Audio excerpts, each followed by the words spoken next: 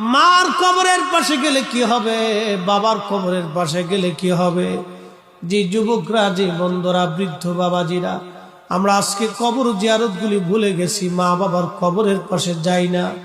আপনি জানেন বাবা মার কবরের পাশে গেলে কি হয়?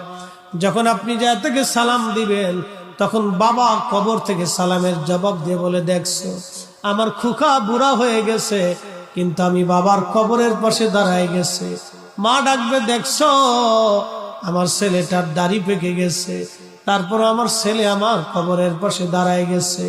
ওই সন্তানের জন্য বাবা মা তখন খুশি হতে থাকে।